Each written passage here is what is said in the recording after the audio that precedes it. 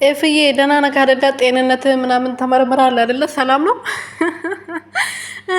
እኔ እየተጠራጠርኩ ነው ደህና መሆን ማለት ነው። ኤፋዬ እንግዲህ ሩቲና አብርሽ በቅርቡ በድጋሚ ይጋባሉ። ከዚህ በፊት በድንገት ሄዶ ነበር ዱባይ ቤተሰብ በሌለበት የተጋቡት። አሁን ደግሞ በፍቅር ቤተሰቦቻቸው ባሉበት ቦታ ይጋባሉ። ጠብቁ።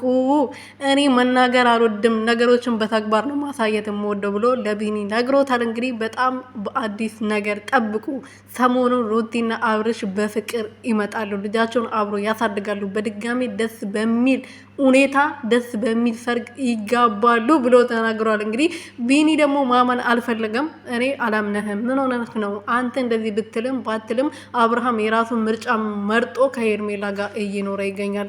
ደህና ነው እኮ ወይስ የደበከኝ ነገር አለ ብሎ ሲጠይቀው እኔ መናገር አልፈልግም አለ፣ ግን መናገር አልፈልግም፣ በተግባር አሳያለሁ።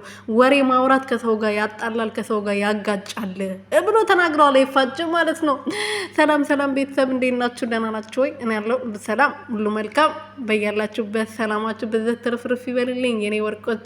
እንግዲህ ዛሬ ኤፋዬ ደግሞ አዲስ ነገር ባላመነው ነገር ባላሰብነው ነገር መጥተዋል። እንግዲህ ኤፋ ብዙ ጊዜ ዝም ብሎ አያወራም እና የሆነ ነገር አለ፣ እርግጠኛ ነኝ።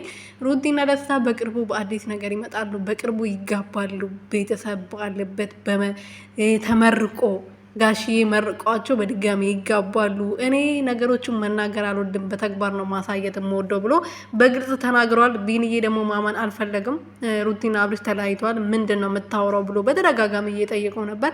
ኤፋ ደግሞ ጠብቁኝ እመኑኝ ብለዋል። እንግዲህ ከእንቅልፉ ተነስቶ ነው መሰለኝ ቪዲዮን የሰራውን፣ ያላቅም የምናየው ይሆናል እንግዲህ ቤተሰቦች